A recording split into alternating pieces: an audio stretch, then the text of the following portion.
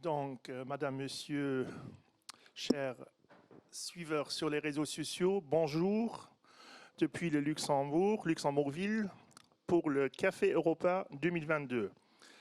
Il s'agit d'une initiative qui est prise dans le cadre de la présidence française du Conseil de l'Union européenne. Et aujourd'hui, samedi, il y a dans les 27 États membres de l'Union européenne, il y aura ce genre de débat qui permettent de réunir des journalistes français et de notre nationalité, ici dans le cas des journalistes luxembourgeois, qui vont débattre de la presse. Plus concrètement, chez nous, aujourd'hui, on va parler liberté et avenir de la presse et des médias. Ce sera un débat en deux parties qui va durer plus ou moins une heure. Et on va essayer alors de vous expliquer au mieux comment fonctionne la presse, quels sont les enjeux, un petit peu aussi de la pédagogie, justement pour un petit peu renforcer peut-être aussi la confiance dans la presse et dans les médias qui a un petit peu souffert ces dernières années et mois ou années. Voilà, pour commencer, on va se présenter ici à table. Voilà, je vais commencer peut-être par moi. Moi, mon nom est David Marquez, je suis journaliste au journal Le Quotidien, qui est le seul journal francophone payant du Luxembourg. Il existe depuis 2001 en succession de l'édition luxembourgeoise du Républicain Lorrain, journal français basé à Metz. En ce qui concerne mon propre parcours, ça fait maintenant une petite quinzaine d'années que je suis au quotidien. Avant, j'ai déjà travaillé en tant que freelance au sein du groupe Edit Presse qui héberge le quotidien. Qu'est-ce qui est le groupe Edit Presse? C'est le deuxième groupe de presse du Luxembourg qui édite notamment le Tageblatt, deuxième journal du Luxembourg, et puis comme dit le quotidien, mais il y a aussi d'autres références comme la revue, un magazine hebdomadaire, et l'essentiel, le journal gratuit que vous trouvez ici au Luxembourg aux quatre coins des rues. Voilà, j'ai fait mes études à l'Université de Liège et aujourd'hui, je suis amené alors à mener ce débat. Ensuite, je passe la parole à Bérangère Beffort qui va se présenter à son tour. Oui, merci David.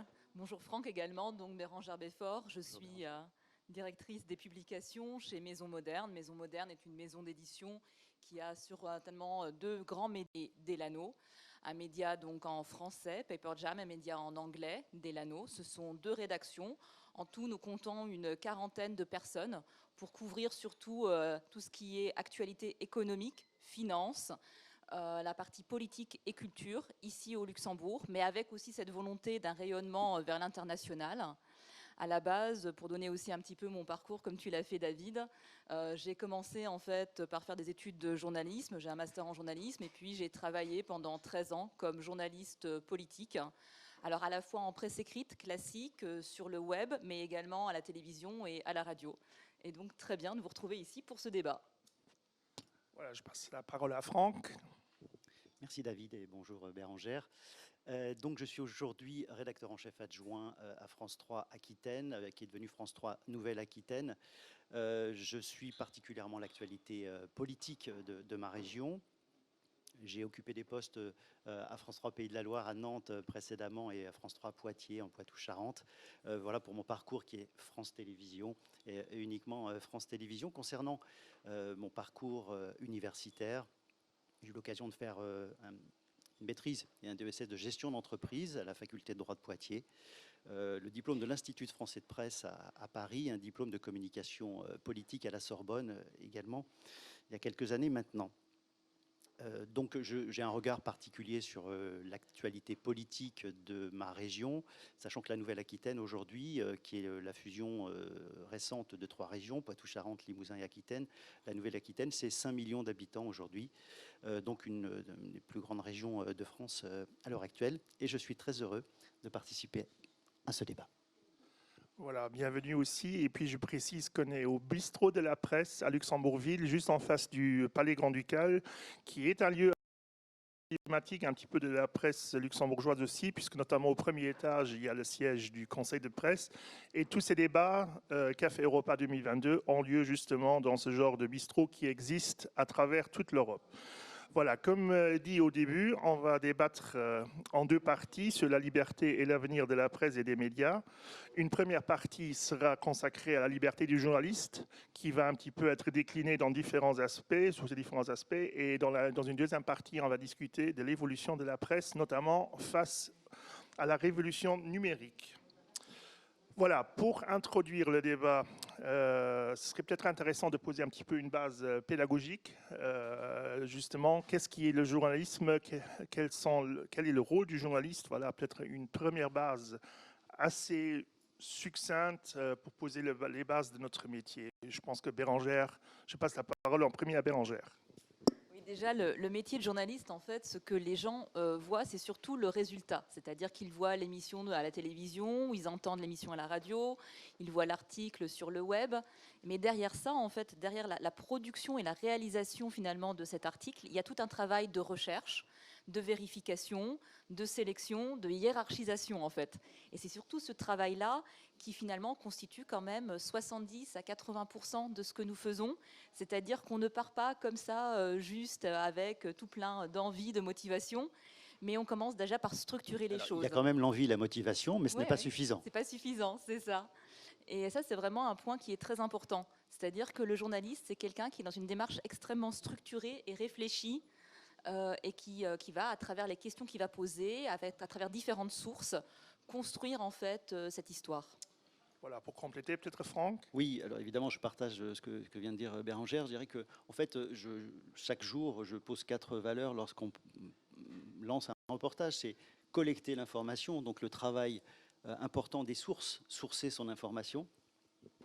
La collecter, la vérifier, c'est évidemment essentiel et c'est ce qui permettra tout au long de ce débat de montrer la différence entre ce que sont les journalistes et puis une autre information révélée sur les réseaux sociaux mais qui n'est pas un travail de journaliste.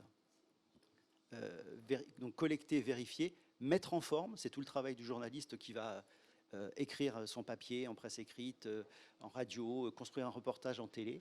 Et enfin, diffuser l'information. La diffusion, c'est par rapport au support, qu'il a encore, presse écrite, télé, radio, ou sur un site numérique. Ces 4 étapes sont essentielles en fait pour la construction du travail de journaliste. Je pense que c'est la même chose sur tous les supports en fait. C'est-à-dire qu'importe sur quel support on va travailler, ça va être toujours dans cette démarche-là qu'on va finalement s'inscrire. Alors avec un point qui est très important à mon avis, c'est que le rythme s'est accéléré et que pour vérifier cette information, enfin gérer ces 4 étapes, là où on avait beaucoup plus de temps avant, le risque aujourd'hui c'est de devoir aller très vite, trop vite et de sauter des étapes et donc de commettre des erreurs. D'où la nécessité de travailler en équipe, de recouper et parfois de prendre du recul, enfin le plus souvent possible même. Voilà, justement, ce qu'on va dire tout au long de ce débat, mais moi j'ajouterais, sur le métier du journalisme, j'aime toujours dire que c'est une vocation. Il faut vraiment être fait pour ce métier. Comme dit, les gens voient surtout le résultat final, mais il y a un énorme et un important investissement derrière.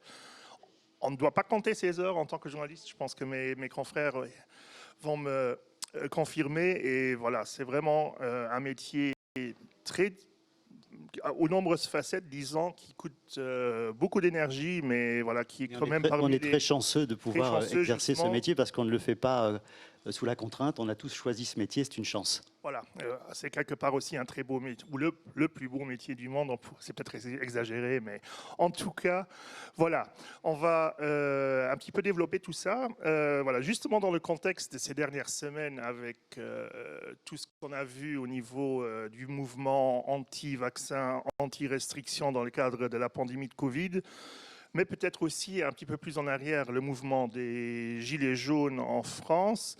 David, oui. À ce stade, est-ce que je peux me permettre d'ajouter une information qui peut-être, en tous les cas en France, donne quelques éléments? C'est concernant le nombre de journalistes. Ils sont répertoriés. La commission de la carte d'identité des journalistes professionnels, tous les ans, travaille, attribue une carte de presse. Il faut savoir qu'en France, il y a à peu près un peu plus de 34 000 journalistes aujourd'hui officiellement. Et peut-être que c'est une information qui peut paraître surprenante, mais depuis 10 ans, le nombre de journalistes en France diminue. On était à 37 000 il y a 10 ans, on est à 34 500 aujourd'hui. Et il y a de plus en plus de précarité dans l'activité du journaliste, des cartes de presse attribuées à des journalistes qui sont demandeurs d'emploi. Plus 29% l'année dernière, évidemment, dans un contexte de crise que l'on connaît. Et puis peut-être une précision, concernant ce qui est le statut du journaliste, en tous les cas en France. Il date d'une loi de 1935. Et ce statut est structuré, en fait. Et la définition, elle n'est pas par rapport à la qualité d'écriture ou de présentation du journaliste. Elle est très administrative, hein, j'ai envie de vous dire. Je vous en dis quelques lignes parce que ça permet de comprendre un peu mieux les choses.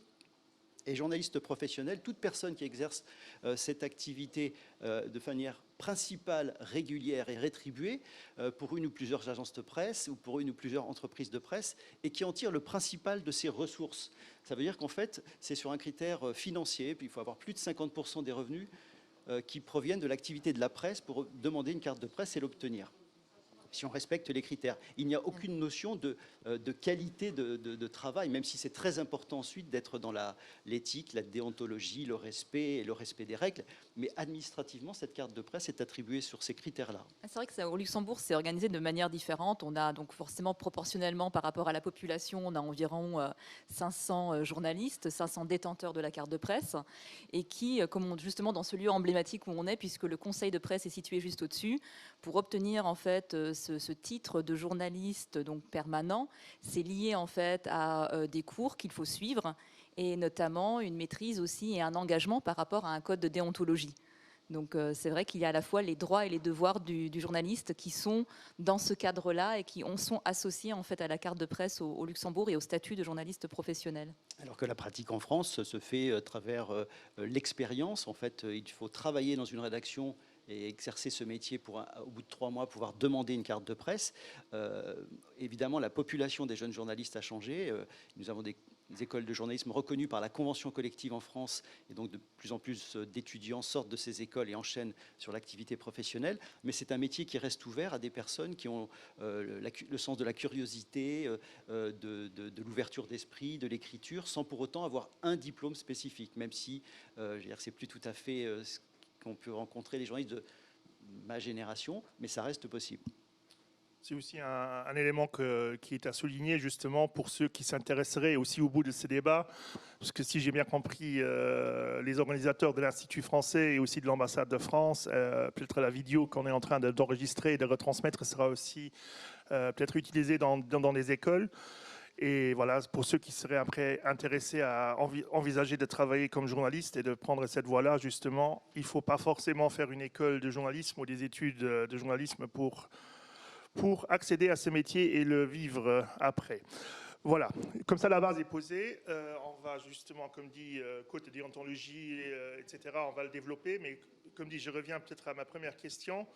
En sachant, comme dit, dans un contexte où la presse est de plus en plus sous pression, on a beaucoup de critiques, même de préjugés qui circulent, comme quoi la presse n'est pas libre, qu'elle donne seulement le point de vue officiel de l'État.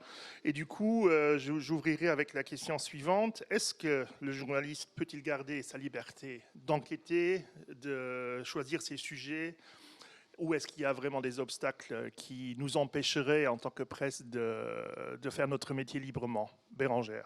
Alors, je dirais qu'effectivement, le journaliste va, en accord avec son rédacteur en chef, effectivement proposer du sujet. Donc, soit il fait des propositions d'initiative, soit ce sont des sujets de l'agenda.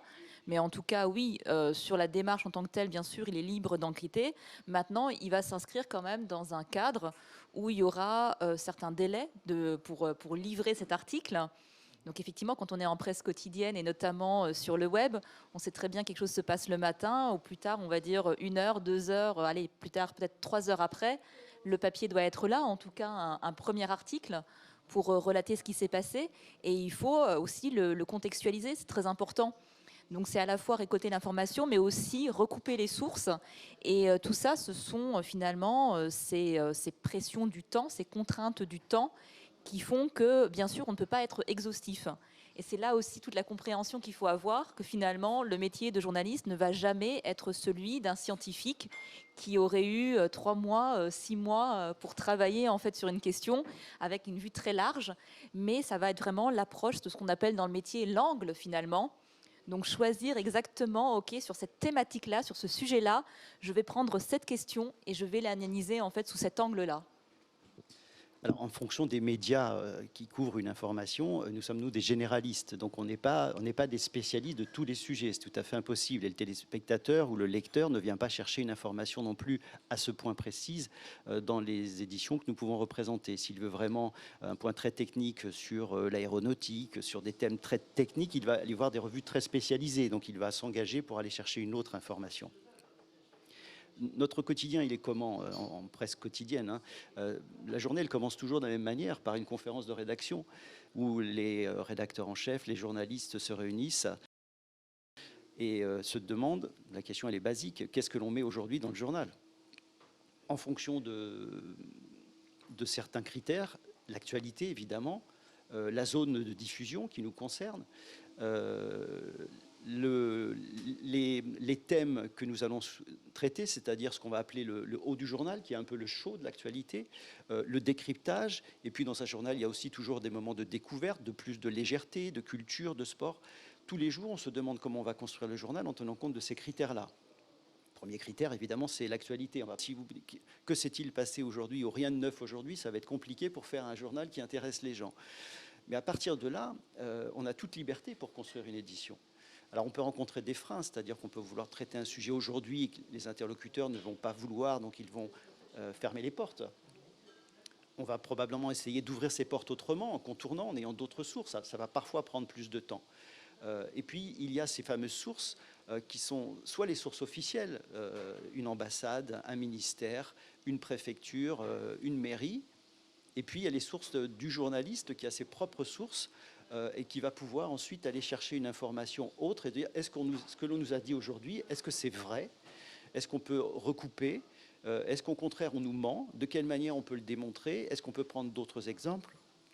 On va chercher des témoignages de gens qui sont aussi des spécialistes, des experts, des gens qui vont pouvoir absolument multiplier le regard sur une information. Et ces informations vont permettre de dire, voilà, on n'a peut-être pas toute la vérité, mais il y a une contradiction dans le reportage par rapport à ce qu'on a bien voulu nous dire. Vous avez une autre manière aussi de regarder cette information.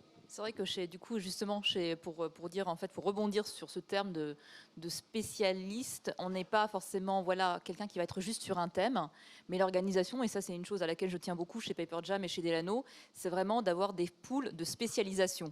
C'est-à-dire d'avoir des équipes à chaque fois de 4, 5 personnes qui vont être quand même spécialisées sur un domaine et qui vont surtout écrire sur ce domaine-là, qui vont écrire principalement sur la finance, qui vont écrire principalement sur la vie des entreprises, histoire que jour après jour, eux aussi, ils enrichissent leurs connaissances et qu'ils puissent acquérir une réactivité pour confronter les différents interlocuteurs. Et parce que sinon, ils risqueraient aussi eux-mêmes peut-être de se perdre s'ils devaient tout couvrir. On n'est plus à l'époque de Léonard de Vinci où on pouvait avoir ce savoir universel. Oui, c'est dans le meilleur des cas, ce que tu décris, de pouvoir travailler aussi, mais bon, aussi la beauté ou le défi du métier, c'est d'être confronté tous les jours à d'autres sujets. Bon, dans le meilleur des cas, on a des équipes ou des journalistes qui font le suivi sur certains sujets, mais en même temps, notre rôle est aussi de rebondir, d'être réactif, justement, ce que j'ai dit en introduction. Voilà, il faut être très flexible dans ce métier.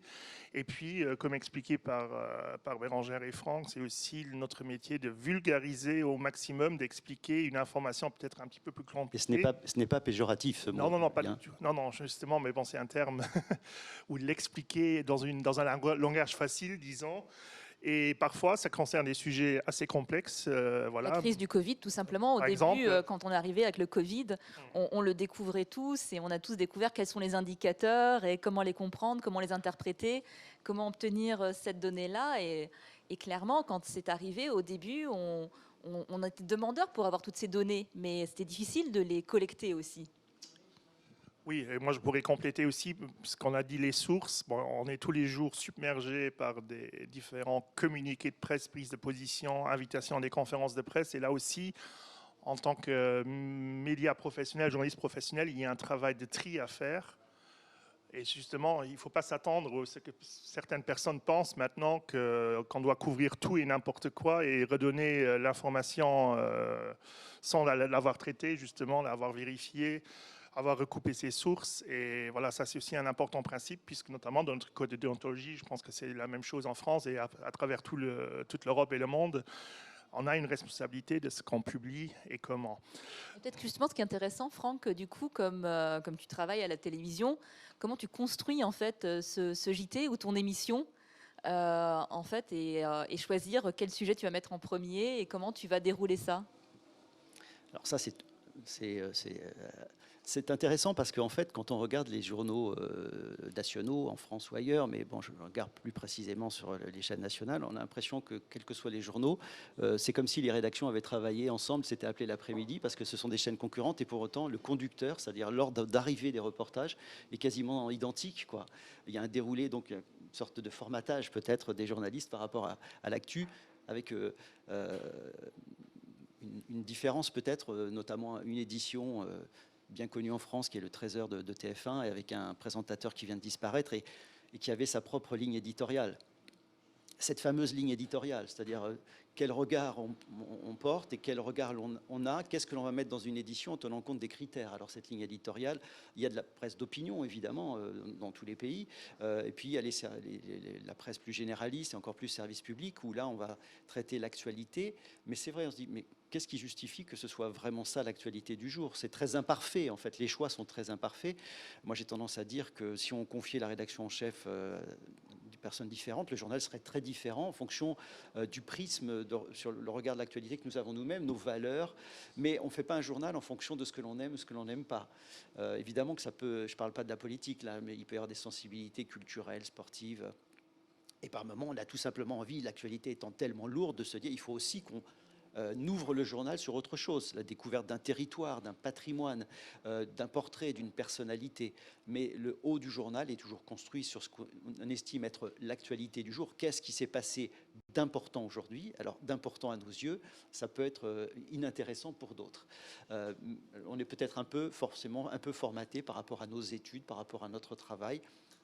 La politique prend une grande place dans certaines régions, dans certains pays, le fait divers. Alors l'environnement aujourd'hui prend de plus en plus de place, même si les jeunes générations, je crois, reprochent aux médias de ne pas suffisamment couvrir et de ne pas le faire correctement. Donc ce sont des traitements qui apparaissent ailleurs parce qu'ils ne le trouvent pas forcément dans les médias généralistes. Mais chaque soir, lorsque le journal est terminé, c'est la feuille blanche pour le lendemain. Alors évidemment que on est des gens responsables, donc on anticipe, on fait des réunions prévisionnelles pour anticiper des événements à venir, une réunion politique importante, un rendez-vous important la semaine suivante. Enfin, on anticipe. Et puis, il y a dans notre métier ce qu'on appelle les marbres, hein, des sujets qui sont prêts à l'avance, qui peuvent être diffusés quand on le souhaite, parce que ça nous arrangera à ce moment-là d'avoir un sujet un peu plus léger ou parce que ce sujet-là peut durer un certain temps et que donc on est prévoyant, on le fait à l'avance. Et puis il y a aussi des sujets que l'on appelle les sujets un peu récurrents, les marronniers, c'est-à-dire que oui, on va parler de la rentrée scolaire au moment de la rentrée scolaire, des fêtes de Noël à Noël, et donc ça peut donner l'impression que l'on traite la même chose tous les ans, mais en même temps ce sont des repères, et après à nous, Bérengère l'a évoqué, à nous de modifier, de changer les angles en fonction de l'ère du temps, en fonction de la société qui change, et donc d'apporter des informations qui vont, toujours le même objectif, intéresser nos lecteurs ou nos téléspectateurs et garder un lien de confiance avec eux pour qu'ils aient l'impression, enfin pas une impression d'ailleurs, une certitude qu'on les nourrit, les enrichit d'informations, ils y prennent du plaisir, enfin c'est l'objectif. Exactement, c'est clair que c'est en fait, voilà, exactement, déjà bien savoir aussi qui est son public cible en tant que journaliste. Donc bien sûr, on essaye de rassembler le plus de personnes possible, mais par rapport à la ligne éditoriale, par rapport au format, par rapport au moment où on publie, on sait aussi qu'on va toucher plus certaines personnes que d'autres. Et en fait, on va vraiment aussi regarder quel type d'information je veux apporter, quel degré d'information je veux apporter. Et c'est là qu'il y a aussi tout ce travail à faire, en fait, d'éducation aux médias, pour bien montrer que si je prends un quotidien gratuit, je vais avoir autre chose peut-être qu'un autre format qui, lui, va aller plus loin, qui va être plus, justement, plus pointu, qui va s'adresser peut-être à un public plus ciblé, pour construire autre chose. Et c'est important aussi de connaître et de regarder ces lignes éditoriales-là pour comprendre et pas pour dire mais vous avez fait que ceci ou vous avez fait que cela. Non, ça s'inscrit aussi dans une démarche, encore une fois, qui est très réfléchie et qui est très structurée. Les conférences de rédaction, il faut bien le savoir, hein, on le sait tous, ce sont pas des moments, ce sont des moments passionnants tous les matins, mais ce sont des moments qui peuvent être agités. Les journalistes s'expriment tous. Il y a l'encadrement, il y a les rédactions, et quand il y a un désaccord sur un thème, un angle, ou une contestation sur ce qui a pu être fait la veille, les choses sont exprimées, parfois vertement. Ce sont des exemples nourris, et donc il y a vraiment une concertation. Alors évidemment, il y a un encadrement qui est là à un moment donné pour faire avancer les choses, mais il y a une discussion, ce n'est pas une organisation militaire, une rédaction. Et ce qui est très enrichissant en tant que tel aussi. Et j'aimerais peut-être aussi encore poser un point plus pédagogique. Comme dit, nous trois, on est plutôt issus de la presse généraliste, comme dit, qui traite un petit peu tous les sujets. Il y a bien entendu la presse spécialisée qui peut développer bien plus certains sujets, certaines thématiques.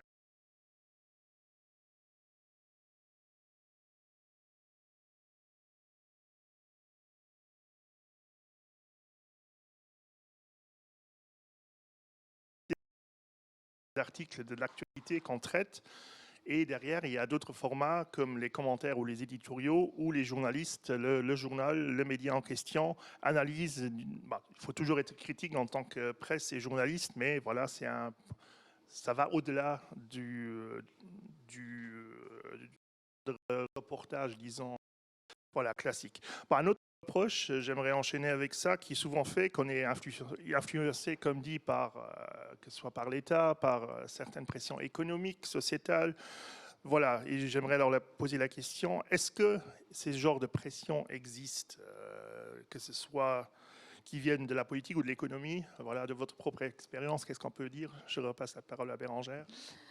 Alors, bien sûr qu'il y a à tous les niveaux des tentatives d'influence. Et c'est normal, en fait, quelque part. Mais ça ne veut pas dire qu'on va les accepter telles quelles ou qu'on doit être trop sensible par rapport à ça. C'est aussi parfois juste expliquer, en fait, qu'est-ce qu'on fait. C'est vrai que du coup, chez Paperjam et Delano, on a à la fois un site web avec de l'actualité, on va dire, plus à chaud, mais on a aussi un support qui est un mensuel, en fait. Donc, il va nous permettre d'aller beaucoup plus en profondeur. Et du coup, on va retrouver ces deux types d'articles. Et forcément, sur tout ce qui va être des enquêtes un peu plus poussées, certaines personnes vont dire « mais pourquoi vous avez été creuser ça? Mais pourquoi vous faites ceci ou cela ?» Ben oui, on fait tout simplement notre métier. On est là pour poser des questions, pour interroger, pour rassembler différentes voix, pour mettre en perspective.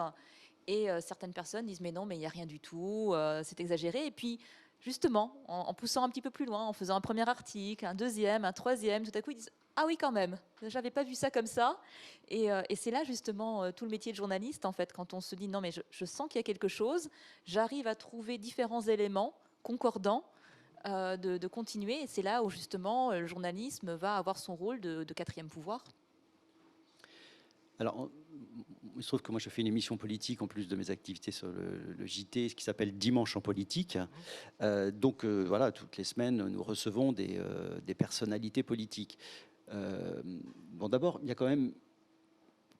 Quand l'émission existe depuis un certain temps, je pense que l'invité sait à quoi il doit s'attendre, ce qu'il va devoir affronter ou vivre, mais enfin, il sait où il va. Donc, généralement, il y a un respect... Ce qui peut se passer, c'est qu'un invité vous dise OK, mais je ne veux pas parler de tel sujet. Bon, ça, c'est pas possible. Vous voyez, enfin, vous ne pouvez pas accepter ce deal. Alors, on a tous vécu ça, au moment où la personne dit oui, OK, mais je ne veux pas parler de ce sujet. D'abord, ce sont les collaborateurs, généralement. Et puis ensuite, ça va arriver jusqu'à la personne qui est invitée. Donc, m'est arrivé d'avoir une ministre, en l'occurrence, qui, jusqu'au dernier moment, a dit « je ne veux pas parler de ça ». Et je lui ai dit « écoutez, vous avez suffisamment d'expérience pour... moi, je poserai la question, vous avez suffisamment d'expérience pour répondre à votre convenance, mais ne pas poser la question, ce serait faire perdre tout crédit aux journalistes, à l'émission et à la chaîne. » Et donc, en fait, la personne, qui était une ministre, en l'occurrence, la veille, a annulé sa participation à l'émission. Voilà. Donc, la pression, elle peut être... c'est assez exceptionnel, hein, c'est pas notre quotidien non plus. Mais on a toujours la possibilité de tenir le cap et de dire, bah, non, il y a une actualité qui s'impose, il ne serait pas acceptable de ne pas poser la question. Vous avez la liberté d'y répondre à votre convenance. Et après, à nous de faire le travail en plateau.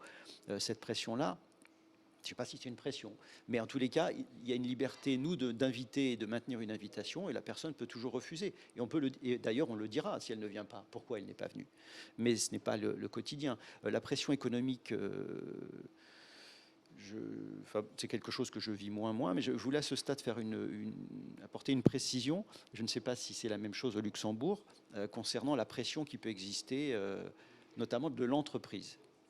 La fameuse ligne éditoriale et l'employeur qui peut vous imposer éventuellement d'écrire des papiers sur ce que vous ne souhaitez pas commenter ou contraint un peu et forcé. En France, il y a dans le statut juridique du journaliste, qui, je rappelle, date de 1935, la clause de conscience. Et la clause de conscience, en tous les cas, elle a été créée pour cela. Cette clause de conscience, c'est une manière de prouver au public que le journaliste est libre. Alors, il faut relativiser. C'est une capacité qu'a le journaliste de démissionner si la ligne éditoriale lui est imposée et qu'elle lui paraît être en contradiction avec ses propres pensées ou avec la déontologie, le respect des règles de pluralisme. Il a la capacité de démissionner et d'être indemnisé comme si, en fait, il avait été licencié, donc de bénéficier de cette indemnité, de ne pas partir les mains vides. Ça peut paraître léger. Ça a été, dans la création du statut, une manière de dire le journaliste n'écrira pas sur la contrainte, il peut partir et avoir une indemnité financière comme s'il avait été licencié alors qu'il ne l'est pas. Après, clairement, si vous avez peu d'ancienneté dans l'entreprise et que vous quittez l'entreprise en mettant en avant la clause de conscience, ça ne va pas forcément être suffisant pour économiquement vous dire je pars le cœur léger. Et donc je pense qu'elle est aujourd'hui assez peu utilisée, mais elle a été utilisée notamment lorsqu'il y a soit un changement à la tête du propriétaire du journal, soit lorsqu'il y a aussi un changement dans la ligne éditoriale et l'orientation du journal. Oui. C'est vrai que en fait, dans ma carrière, j'ai travaillé pour différentes maisons, mais en tout cas chez Maison Moderne aujourd'hui, donc éditeur de Paper Jam et de Delano, c'est en fait le même fondateur depuis des années. Et donc c'est lui qui tient les rênes de la maison et qui n'a aucune influence externe, comme ça peut exister, comme on peut l'entendre parfois dans d'autres groupes, notamment à l'international, où ce sont des personnes complètement extérieures au métier de journaliste qui vont venir, qui vont racheter un groupe, qui vont le vider de sa substance. Ça, effectivement, on l'a moins, je pense, au Luxembourg, encore que ces phénomènes pourraient arriver. Mais en tout cas, là, voilà. En tout cas, nous, chez Maison Moderne, on a cette chance, en fait, d'avoir finalement le fondateur qui détient et qui mène sa barque depuis des années. Voilà, moi j'ajouterais, bon, peut-être faire un tout petit peu d'histoire. Dans le microcosme de la presse luxembourgeoise, il faut rappeler que la plupart des titres de presse qui existent toujours au Luxembourg ont un certain passé qui sont liés à des partis politiques, à des syndicats qui en partie sont encore dans les actionnariats, mais je pense que sur les 10, 15, 20 dernières années, il y a eu une forte émancipation aussi dans la ligne éditoriale de ces titres. Voilà, justement, on peut citer l'exemple du Luxembourger Wort, pour lequel Bérangère a d'ailleurs travaillé, qui est le premier journal du Luxembourg, qui était toujours détenu par l'Église catholique et puis sous influence aussi du Parti chrétien social au Luxembourg. Justement, peut-être je vais laisser Bérangère rebondir là-dessus. Est-ce que lors de ton passage dans le groupe Saint-Paul qui détient le Luxembourg Wort, tu as subi peut-être des genres de pressions qui sont venus de la part des actionnaires? Non, moi je les ai pas sentis en fait, et je pense que, enfin, voilà, j'avais aussi déjà certaines convictions, on va dire, plus féministes sur certaines questions, ayant aussi après travaillé sur des questions d'égalité entre les femmes et les hommes, mais ça n'a jamais été un souci, dans le sens où c'est quelque chose que j'ai affiché directement, et que voilà, là où il y aurait pu avoir des frictions, il n'y en avait pas, parce que ça a été abordé ouvertement et clairement dès le début. Justement, et puis bon, là on touche à la ligne éditoriale quand même. Il y a, comme dit, de la presse en tant que telle, les différents médias ont des lignes éditoriales qui sont liées à certains critères. La presse de gauche, comme on dit toujours, qui sont peut-être comparables au niveau de ce qui se fait en politique, plus conservateur aussi. Mais bon, comme dit, je pense qu'aujourd'hui, c'est vraiment l'objectivité de l'information qui compte beaucoup. Et pour enchaîner sur ce genre dans cette thématique, est-ce qu'on peut dire qu'il y a aussi des différences entre les médias publics et privés, justement, peut-être d'abord Franck? Alors, Pour ce qui est de France Télévisions, service public, le traitement, je le répète, il n'y a pas de pression de l'entreprise. Il y a un objectif, c'est d'être objectif dans la couverture de l'information. On saurait nous le reprocher, et pas, je ne parle même pas là de la direction de l'entreprise. Le téléspectateur, je travaille dans une région. Le téléspectateur, il sait où sont nos locaux. Et d'ailleurs, les crises qui ont pu exister ces derniers temps, que ce soit les gilets jaunes en France, le pass vaccinal, si une information est pas traitée correctement aux yeux du public, et c'est le premier filtre, enfin, ils savent venir éventuellement venir nous voir, nous appeler, voire manifester leur mécontentement. Donc, comme vous, mais en région encore plus, on est dans la rue face à nos lecteurs, nos téléspectateurs, et ils savent vraiment nous appeler pour nous dire leur mécontentement si l'information, si le travail n'a pas été bien fait. Donc la pression, elle ne vient pas particulièrement du haut. Nous avons des contraintes, comme toute entreprise, budgétaires, d'organisation, de développement ou d'évolution du média à travers la couverture, la télé, la radio, les sites numériques. C'est une évolution professionnelle légitime, normale, donc dans un cadre et une activité économique de l'entreprise avec un budget qui est ce qu'il est.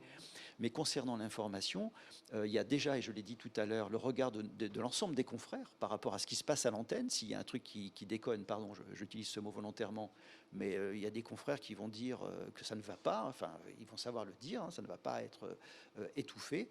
Et puis nos téléspectateurs sont là également pour réagir, ils ne s'en privent pas. Donc il y a quand même une grande transparence globalement dans notre métier. Ce que l'on fait est visible. Si vous êtes défaillant, si vous n'avez pas posé une bonne question, si vous avez même éludé une question, si vous n'invitez pas quelqu'un ou si vous invitez quelqu'un pour faire passer un message qui est orienté, ça se voit. Les gens sont intelligents, il n'y a pas de doute. Et le but, c'est de garder tout le crédit de votre média, et de ne pas se discréditer en faisant n'importe quoi. Et parfois, des années d'activité sérieuse, toutes ces années peuvent être discréditées avec peu de choses, avec un traitement qui n'est pas adapté, pas fiable. Et ce que demandent les gens, je crois, et un baromètre, La Croix, qui sort tous les ans et qui est sorti la fin janvier, ils veulent pouvoir être sûrs que les journalistes sont crédibles, ne travaillent pas sous pression, ils veulent une information neutre et de qualité. C'est ce qui ressort des enquêtes. Alors, neutre et de qualité, on peut y mettre plein de choses derrière, mais je pense que ça nous aide quand même à réfléchir et à y voir un peu plus clair sur ce que l'on attend de nous. Justement, on a toujours ce retour direct de Est-ce nos que tu lecteurs. utiliserais le terme neutre, David? Pardon? Pour toi, en fait, et pour le terme groupe pour lequel neutre. tu travailles. Neutre, pour moi, et dans le sens, et c'est une bonne question que tu me poses, justement, on n'est pas là pour créer l'information en tant que telle, on est là pour la traiter. C'est pas nous, selon moi, justement, de garder une certaine distance critique, tout en restant indépendant, bien sûr. Lorsqu'on a un sujet à traiter, que ce soit un parti politique, disons, ou une autre association de la société civile qui nous donne une information ou qui nous présente quelque chose, c'est à nous de remettre en question ça, sans maintenant glisser dans ce qui est de blâmer ou d'attaquer sur le plan personnel, etc. Les intervenants, les politiques, je pense qu'il y a un beau terme, on n'est pas là pour plaire, mais on a, comme dit, une certaine déontologie à respecter. Et voilà, comme dit, on a un bon baromètre au niveau de nos lecteurs, de nos téléspectateurs et auditeurs qui reviennent régulièrement. Et justement, je voulais peut-être te relancer là-dessus, Bérangère, c'est ce lien de confiance avec les citoyens, le lecteur, l'auditeur qui a souffert ces derniers temps. Comme dit, on a un nouveau phénomène, je ne pense pas seulement ici au Luxembourg, que des journalistes sont menacés ouvertement, qu'il y a des journaux, autres médias et rédactions qui sont ciblés. Justement, est-ce que ce lien a souffert et comment faire pour renforcer à nouveau ce lien? Alors, à la fois, oui, il a souffert dans le sens où, effectivement, il y a eu, par mouvement, effectivement, des critiques très fortes envers la presse. Une presse qui serait mensongère, ce qui est tout à fait à l'opposé de ce que la presse est en tant que telle. Alors effectivement, on a parlé beaucoup des questions de gouvernance aussi dans les entreprises, les questions de ligne éditoriale, mais n'empêche que le journaliste est toujours là, encore une fois, pour poser les questions et pour avoir cette approche global, on va dire, dans sa démarche et de faire bouger le pays, hein, et c'est très important, et de l'amener à réfléchir, en tout cas d'amener ses citoyens à réfléchir. Donc oui, ce lien, il se crée, je pense, à la fois à travers la rigueur, à travers aussi la transparence dans les pratiques, l'explication, ne pas, voilà, quand on est face à certaines critiques, savoir y répondre ouvertement, franchement, être transparent sur ses pratiques et dire ce qu'on fait. Et puis bien sûr aussi en interne, on a des chartes, on a des documents structurés, on a des sortes de promesses en fait qu'on se donne et à laquelle on se tient. Donc non, tout ça c'est extrêmement structuré, mais effectivement il peut y avoir des réactions qui vont être très vives, et notamment et souvent sur les réseaux sociaux, et d'autant plus quand ces réactions sont anonymes finalement. Et c'est là où on dit, mais je ne peux pas réagir par rapport à une critique qui est anonyme ou qui est de quelqu'un qui va donner un nom, un prénom complètement imaginé. Et voilà, si je veux avoir cette communication, j'ai besoin de savoir qui est en face de moi et de pouvoir dialoguer les yeux dans les yeux, en fait. Et pas avec quelqu'un qui va se cacher, en fait. Si tu veux ajouter quelque chose, sinon je reprends. Oui, juste ajouter, justement, je fais référence à ce baromètre qui est sorti en France il y a quelques semaines, qui m'avait frappé parce que c'était sur la fiabilité ou la crédibilité des médias, sur des critères qui sont probablement un peu compliqués à comprendre, mais la confiance en la radio et la presse était de 49%, la télévision c'était 44%, et les réseaux sociaux, Internet 24%. Donc on voit bien qu'on a un sacré travail à faire, probablement comme on le fait aujourd'hui, d'explication de comment nous travaillons, probablement que nous avons dû commettre des erreurs, et donc il ne faut pas couper ce lien avec nos téléspectateurs, nos lecteurs, à ce point, pour qu'on soit perçu pour des gens qui ne sont pas crédibles.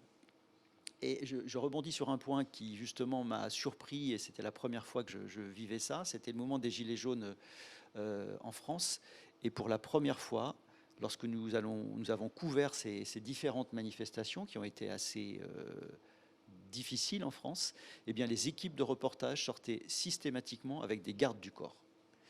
On était juste en France, hein, à Bordeaux ou ailleurs, parce qu'il y avait donc en face une agressivité, ça allait au-delà de l'agressivité, ce n'était pas uniquement des menaces à l'oral, il y avait une violence à tel point qu'il a fallu entourer les équipes de garde du corps. Et j'ai trouvé ça extrêmement choquant dans cette démarche-là, d'exercer notre métier comme ça. C'est-à-dire qu'avec un journaliste, on n'était pas sur un terrain de guerre, hein, comme on peut le vivre en ce moment, et pourtant, on ne pouvait pas exercer notre métier correctement sans être protégé, ce qui montre bien qu'il y a une rupture, enfin en tous les cas, elle a sauté aux yeux à ce moment-là. Et donc nous avons un travail permanent d'explication pour bien expliquer, faire comprendre ce que l'on fait et garder ce lien de crédibilité, parce que les journalistes, dans leur immense majorité, ont une déontologie, une éthique, et essayent de faire leur travail le mieux possible chaque jour pour être d'une grande honnêteté. Ce qui n'empêche pas des erreurs, comme on l'a évoqué, mais il faut aussi être assez sincère après pour l'avouer et rectifier le cas échéant. Voilà, niveau crédibilité, on nous reproche aussi beaucoup, et là on touche à un domaine spécifique, c'est le journalisme politique et les liens qu'on peut avoir avec les politiques. Nouveau, est-ce qu'on est influencé ou non par des partis politiques, par certains politiciens. Voilà, de votre expérience, puisque vous avez tous les deux, et moi aussi personnellement, en travail dans ces domaines politiques, voilà, quelles sont les expériences, comment garder une distance critique, peut-être quelques explications là-dessus, Bérangère? Alors, je pense que forcément, quand on va accompagner quelqu'un pendant une journée, notamment quand on va être en période électorale et on va accompagner cette personnalité politique pendant une journée, il va y avoir une proximité, on va dire, physique, en étant comme ça très proche de quelqu'un pendant 7-8 heures, peut-être même plus. Mais on se rappelle toujours qu'on est quand même dans sa mission de journaliste. On n'est pas là avec ses meilleurs amis, en fait. Donc il y a quand même toujours une position qui est très claire, même si bien sûr, et forcément, on est humain, on peut avoir des sympathies pour quelqu'un ou au contraire se sentir moins proche d'un autre, mais on doit pouvoir mettre ça de côté. C'est-à-dire au moment où on va rédiger son article, se dire non, attends, je fais un pas de côté. Et là, je suis dans ma mission de journaliste et je ne suis pas là pour ni plaire à quelqu'un, ni même lui nuire si la personne ne partage pas mes propres convictions. Voilà, et peut-être intéressant aussi, bon, comme dit le Luxembourg, c'est un microcosme de la presse. On a des contacts très rapprochés et très simples avec les responsables politiques. Comme dit, la communication se fait très directement. Il y a des liens qui se tissent, comme tu y as dit.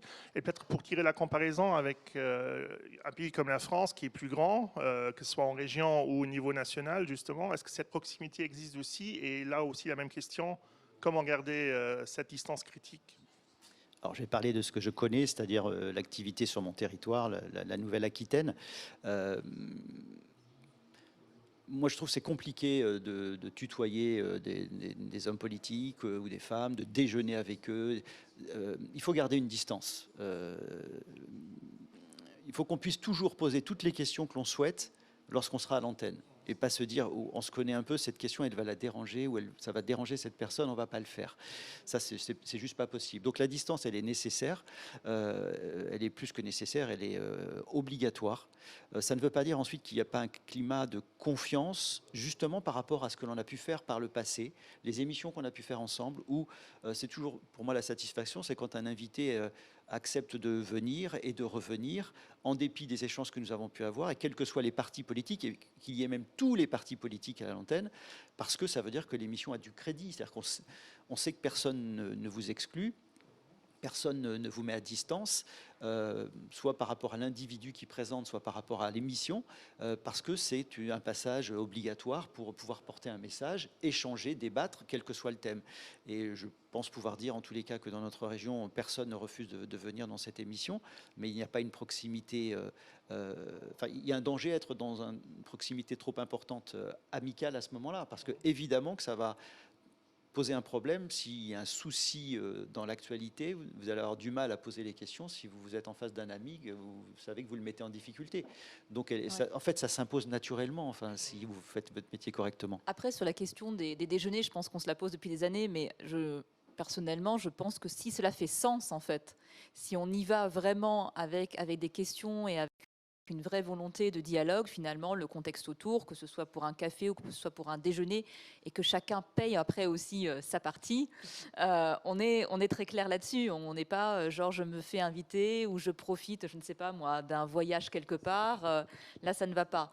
Mais en tout cas, ces cadres-là, une fois qu'il est clairement donné et même verbalisé, ce n'est pas un souci en tant que tel. Mais après, voilà, si quelqu'un dit tiens, je t'invite à un match de foot, juste comme ça un samedi soir, ben non. Si par contre le journaliste fait la démarche pour dire écoutez, j'ai besoin de vous voir, est-ce que quand vous allez sortir, je ne sais pas moi, du Parlement, on peut se prendre un café ensemble, et là dans ce cadre-là, j'aimerais qu'on discute, le cadre est clairement donné. Oui, parce que ce qu'on appelle le off, c'est-à-dire l'information qui est donnée non pas à l'antenne, mais dans le cadre d'une rencontre, le off est très important lorsqu'il est respecté par tout le monde. C'est-à-dire que le off, c'est l'information que va vous donner un homme politique, une femme politique, en expliquant bien que ça ne peut pas être à l'antenne, mais ça va aider à comprendre une situation. Et lorsque le climat de confiance est établi, mais une fois de plus, quels que soient les partis politiques, enfin, il faut même que ça soit avec toute la classe politique, lorsqu'il y a cette relation-là entre la classe politique et le journaliste, eh bien, on décode des choses, on appréhende mieux les choses, on va probablement poser des questions plus pertinentes et donc approfondir le sujet. Ce off-là est indispensable, mais on sent bien que la limite est facile à franchir pour verser vers autre chose. Donc, nécessité de garder toujours en tête cela. Je pense que le journaliste sait très bien quand il dépasse, il le ressent quand il dépasse les limites et que tout d'un coup, il est dans une relation amicale qui va lui poser problème. Donc, il sait mettre les barrières systématiquement. Oui, et puis est-ce que le off est vraiment du off en fait? Il y a certaines choses qui sont dites en off, mais avec une volonté de... En fait, tu le mets quand même en on, mais tu ne dis pas que je te l'ai dit. Oui, quelque part. Et puis, comme dit, on n'est pas là pour plaire. Hein. Voilà, c'est aussi un petit peu la critique qui a surgi ici au Luxembourg, puisqu'il faut savoir qu'il y a au niveau de l'État un financement, il y a des subsides qui viennent de l'État pour soutenir la presse au Luxembourg, justement que pour permettre à un petit pays d'avoir une pluralité de presse. Et là, on nous reproche beaucoup d'être en lien, trop proche du pouvoir. Justement, mais ce n'est pas le cas. D'un côté, il faut respecter tout le monde, traiter tout le monde de la même façon, et je pense que Bérangère peut me confirmer. Il n'y a jamais un Premier ministre qui nous appelle ou quelqu'un d'autre qui dit, voilà, il faut maintenant écrire ceci et cela. Je ne sais pas où tu passes tes samedis soirs, David. Non. Mais bon, pas du tout. Non, non, je ne suis pas dans ce cadre-là, mais c'est bien d'expliquer encore une fois et de souligner justement qu'on a une déontologie à respecter. Et s'il faut peut-être aussi faire primer notre métier de journaliste sur peut-être une sympathie quelconque qu'on peut avoir aussi avec des politiciens, des femmes et des hommes politiques, il faut passer outre et chacun doit faire son métier. Hein. Je pense qu'on peut conclure comme ça. Sur un Oui. détail, David, Oui. c'est vraiment un détail dans la manière de formuler les choses et dans le relationnel que l'on peut avoir au quotidien avec un ministre, un maire, un préfet, avec des points presse qui sont généralement importants. Alors ça ne veut pas dire que chaque point presse doit donner un résultat à l'antenne. Ça peut être une source d'information que l'on va utiliser pour autre chose plus tard. Il y a toujours une formulation qui alors me dérange, c'est quand on dit que l'on convoque la presse. Voilà, on a le droit de l'inviter, c'est toujours agréable d'être invité, mais la convoquer, et c'est encore quelque chose que l'on peut lire ou entendre, et ça, en tous les cas pour moi, c'est assez difficile. Je pense qu'on est au-delà de ça, c'est autre chose. Ok, bon, on avance assez, on a déjà beaucoup discuté, mais je me permets donc d'entrer, même si on a déjà traité l'une ou l'autre question qui est à poser au niveau de la deuxième partie du débat d'aujourd'hui. L'avenir des médias, on a déjà parlé des différentes sources, on est submergé par des sources, et puis il y a surtout la révolution numérique qui est engagée depuis un certain nombre d'années déjà. Justement, l'influence d'Internet, du numérique et peut-être aussi de l'information gratuite qui circule à une vitesse, vitesse éclair, disant il n'y a pas de filtrage, ce que nous on fait. Quel est l'impact du numérique, de la vitesse, de la multitude et de l'importance des informations qui circulent sans filtrage sur notre travail? Alors, à la base, en fait, effectivement, la puissance d'Internet et la puissance de l'outil est intéressante parce qu'elle nous a amenés, en tant que journalistes, à nous remettre en question, à peut-être parfois descendre aussi d'un certain piédestal qu'il pouvait avoir, d'une attitude trop professorale, parfois. Donc c'est bien, puisque a priori, cet outil permet ce partage et cette discussion. Après, effectivement, il y a toute cette information de masse, cette désinformation qui peut arriver sur les réseaux sociaux, voilà, et qui est le revers finalement de la médaille. Voilà, justement, Franck. Ce qui a changé ces dernières années pour nous tous, c'est que, en tous les cas, bon, nous avons 2 éditions à 12h et 19h. Donc on construisait nos journaux et nos journées par rapport à ce timing-là, très clairement. Alors depuis un moment, évidemment, mais une information aujourd'hui, dès qu'elle tombe, elle est susceptible d'être traitée sur nos sites numériques. Et on a évoqué en début d'intervention l'importance et la nécessité de collecter l'info et de la vérifier.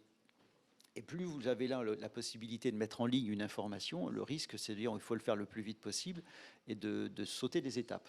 Et ça, c'est le grand danger. Donc, toujours vérifier, collecter, vérifier et être sûr de l'information que l'on va publier. Ça, c'est un point extrêmement important. Et ensuite, évidemment, ça n'a échappé à personne.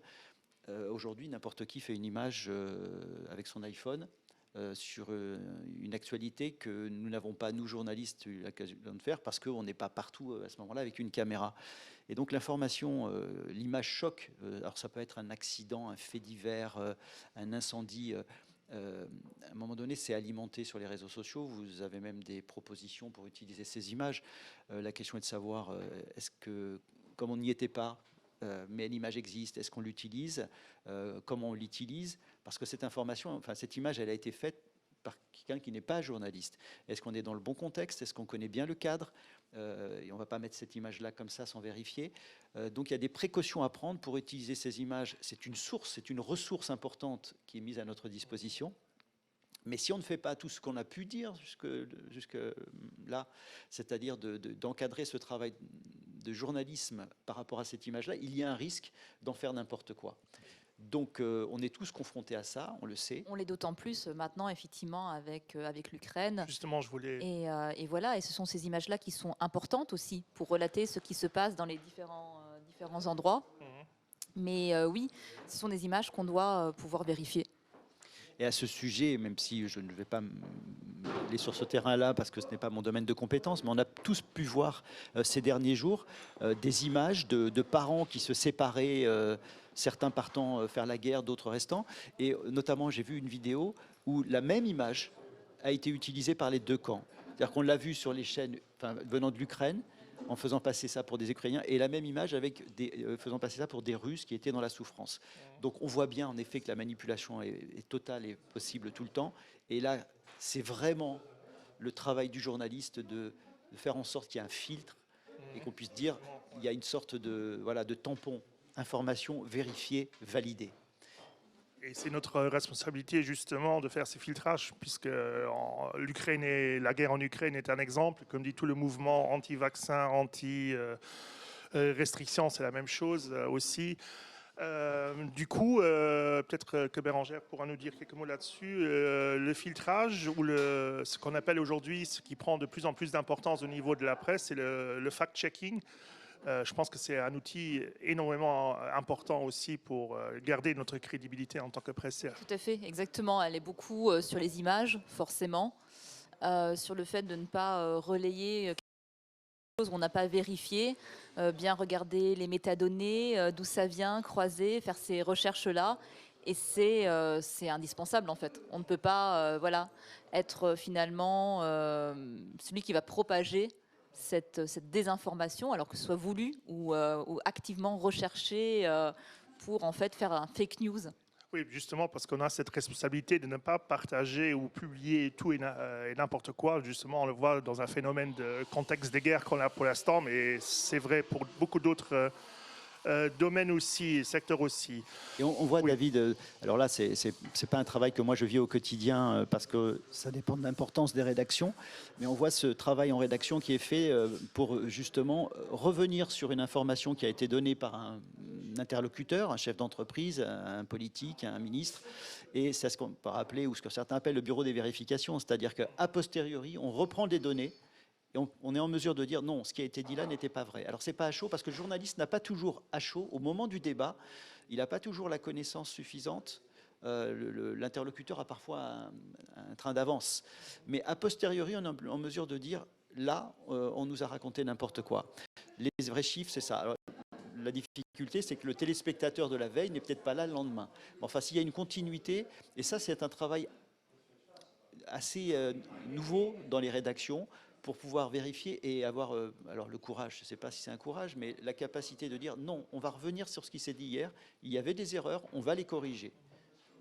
Et justement, là, on touche peut-être nouveau à la pression de la vitesse, justement, qui est aussi due peut-être moins au niveau du service public, mais au niveau de la presse privée, disons, les concurrents, la concurrence entre les différents médias, qui provoque encore plus ce phénomène d'être le premier à publier une information, justement, mais il y a comme on l'a déjà évoqué, des dangers, de sauter des étapes et puis nouveau de nuire à la crédibilité. Peut-être Bérangère qui a l'expérience un petit peu des différents points de vue. Encore une fois, ça dépend des supports dans lesquels on s'inscrit. Je veux dire, le support qui sait effectivement ou qui veut donner une information en 15 minutes, forcément, il sera extrêmement sommaire. Forcément, il reprendra beaucoup des communications officielles. Alors, je me prends 2 heures, du coup, je peux contextualiser, je peux, je ne sais pas moi, pour une conférence de presse, aller chercher des rapports d'activité, aller chercher des chiffres, montrer les évolutions du chiffre d'affaires, montrer les évolutions du nombre de salariés. Et ça, c'est la façon dont nous, on travaille, parce qu'on veut s'inscrire là-dedans. Maintenant, effectivement, en faisant ce choix-là, on ne va pas être ceux qui vont tout de suite faire le message push avec juste 2 lignes derrière. Mais c'est un choix. C'est un choix, et puis je pense qu'il y a aussi, c'est peut-être même une stratégie, respectivement, comme moi je vois personnellement la presse d'aujourd'hui. Il y a les différents supports, mais moi qui viens de la presse écrite, on dit toujours que le papier va disparaître, mais il y a peut-être un avantage qui est lié à la presse écrite, c'est qu'on peut se donner un petit peu de temps justement pour retravailler l'information, c'est-à-dire qu'on peut peut-être donner l'information brute, voilà, c'est ce qui s'est passé. Après, le journaliste a la charge de peut-être enrichir, comme tu dis, de développer davantage, de donner un contexte plus large. On revient à nouveau à notre rôle pédagogique aussi, d'expliquer tout ça. Et c'est justement peut-être aussi, au lieu de miser sur la vitesse, c'est peut-être aussi une façon de se démarquer sur ce point de vue-là. Justement, mais le fait de pouvoir se basé aujourd'hui sur plusieurs supports, c'est plus que la radio, la télé, l'écrit, il y a aussi les sites internet justement, les réseaux sociaux. Dans quelle mesure ça nuit ou ça peut enrichir la presse? Peut-être aussi Franck qui vient de la télé classique, mais aussi France Télévisions qui a aujourd'hui aussi des supports numériques qui jouent leur rôle. France Télévisions a énormément développé les supports numériques et donc évidemment que nous avons des internautes qui viennent s'informer sur nos sites et ça ne peut pas nuire, c'est une information complémentaire qui vient toucher un autre public. Notre inquiétude, notre souci, je crois qu'on doit tous se poser cette question-là, c'est par rapport à une population beaucoup plus jeune qui ne s'informe plus à travers la télé ou la presse écrite et qui ne s'informe qu'à travers le numérique, à travers ce qu'ils peuvent lire sur leur iPhone ou enfin leur téléphone et autres. Et donc là, ils n'ont, alors, je ne sais pas si c'est un problème de courage, d'envie, mais ils ne vont plus lire un papier long en presse, comme ce qu'on a pu lire en presse écrite. Ils vont s'informer différemment. Et comme ils s'éloignent des supports classiques, il est indispensable donc d'être présent sur les supports numériques, mais en le faisant bien. Et quelle est la manière de bien informer sur ce support-là en touchant une tranche d'âge qui ne s'informe pas de la même manière, qui n'a pas la même autant de temps pour le faire ou qui veut avoir des informations peut-être un peu plus, enfin traitées plus succinctement. Et ça ne veut pas dire qu'il ne s'intéresse pas du tout à l'information. Par exemple, dans ce fameux baromètre récent, les jeunes la jeune génération considère que les journalistes ne font pas bien leur travail sur la manière de couvrir le changement climatique, l'écologie, l'environnement. Ils estiment que les médias traditionnels sont absents, trop absents, n'ont pas compris qu'il y avait des enjeux majeurs. On a rectifié le tir dans les rédactions, c'est-à-dire qu'évidemment c'est devenu une source, enfin une actualité extrêmement importante. Mais ils ont détecté ça depuis très longtemps et donc ils s'éloignent des médias qui ne donnent pas satisfaction à leur curiosité. Donc ça c'est le premier point, les thèmes qui les touchent.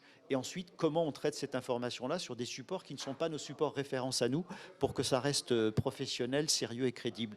On avance, mais on a encore beaucoup de chemin à faire. Je pense qu'en même temps, ces supports-là, justement, sont une chance aussi pour aller montrer, pour aller chercher les gens, pour leur expliquer, en fait. Et puis, comme on le disait au début, en fait, de notre échange, faire des choses parfois qui sont simples, sans jamais être simplistes. Et je pense que beaucoup de jeunes, justement, et ça c'est peut-être le message assez positif, ils s'intéressent quand même beaucoup à l'information. Alors c'est très bien sûr sur certains axes qui sont proches d'eux, et le changement climatique est une vraie inquiétude en fait, et une vraie interrogation. Donc ils sont très informés là-dessus, ils sont très en mouvement, et ça c'est en même temps enrichissant pour nous de voir cette jeunesse aussi qui s'empare. Et c'est toujours ça aussi de tout le temps, de toute l'histoire finalement, qui fait bouger les choses. Parce que aussi, David, si je puis me permettre, ajouter dans les rédactions, une nouvelle génération de journalistes, évidemment, entre. Et des journalistes qui sont formés aujourd'hui pour être capables d'utiliser le crayon pour écrire, la caméra pour filmer, monter, utiliser les sites numériques. Et donc, une approche que nous n'avions pas probablement, nous, enfin, c'est sûr, même à cette époque-là. Et donc, ils vont avoir une manière de penser la construction d'un reportage ou le traitement d'une information qui nous fait du bien, parce que les choses deviennent plus efficaces et c'est pertinent. Mais parce que c'est une génération aussi qui a déjà les doigts sur ce clavier-là depuis longtemps et qui donc a des réflexes que nous n'avions pas. Justement pour satisfaire un petit peu cette demande et aussi tout en gardant, comme dit, notre professionnalisme, et c'est ici une question où il faut s'illuminer, il faut avoir les moyens nécessaires. Hein. Faire avec peu des équipes très réduites, travailler sur tous les supports, c'est compliqué. Du coup, Bérangère qui a aussi un petit peu vu la presse écrite, la presse audiovisuelle, et maintenant elle est plus dans le numérique. Justement, entre les deux toujours quand même, on est encore toujours sur le print. Aussi, oui, mais oui. voilà. Mais justement, en faisant un petit peu le lien entre ces différents supports, la question des moyens, un petit peu le rôle, c'est primordial. Oui, en même temps, on s'inscrit clairement dans un cycle de l'information, c'est-à-dire qu'on organise les choses, on les définit le matin en conférence de rédaction. Et on dit, OK, on va commencer par cette information, à la mettre sur tel support, ensuite on va la raconter ailleurs, on va être en phase aussi avec les habitudes de mouvement et de vie de nos lecteurs.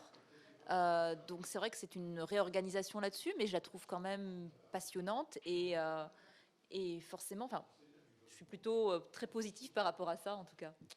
Et justement, pour réaliser, là on touche peut-être nouveau au niveau économique d'un média, l'important c'est pour pouvoir exister justement, c'est d'avoir les ressources financières et humaines.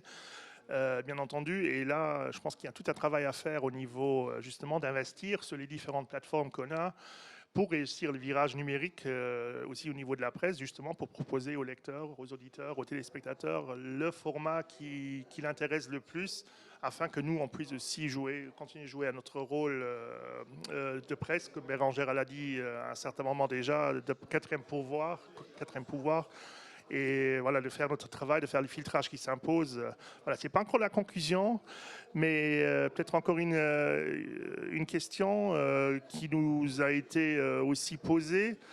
Je pense qu'elle est assez difficile à répondre, mais est-ce qu'on peut faire des comparaisons entre les médias ou entre l'Europe, les États-Unis, d'autres régions du monde, différentes cultures, ou c'est de toute façon toujours les mêmes bases du métier qui s'imposent? Est-ce qu'on peut faire une différence de qualité? Je ne sais pas si vous avez des expériences ou des choses à dire là-dessus. Je n'irai pas sur la qualité en tant que telle, mais en tout cas, j'irai clairement sur Reporters sans frontières, qui fait un classement sur la liberté de la presse, qui est vraiment le thème aujourd'hui, et où on voit très clairement que sous certains régimes, dans certains pays, la presse est muselée, les journalistes ne bénéficient pas de cette possibilité d'être libres dans leurs expressions et qui subissent, que ce soit au niveau de leur rédaction ou à titre personnel, des menaces graves.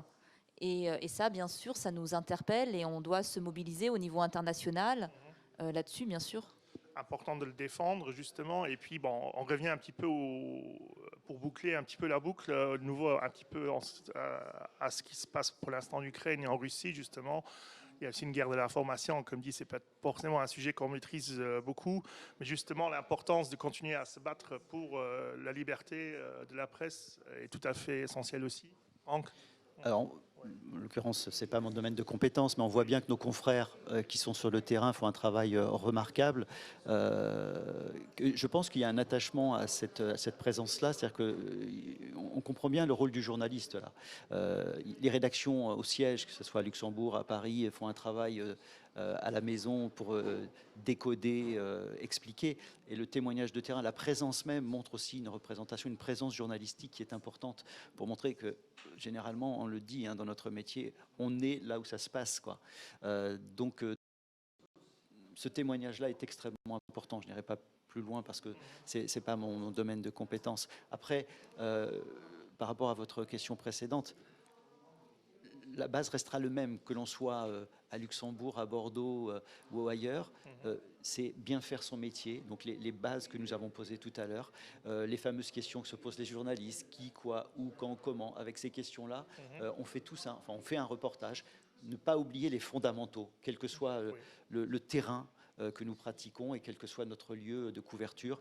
Les fondamentaux nous permettront toujours de garder ce lien très fort entre une population et un journaliste qui fait bien son travail.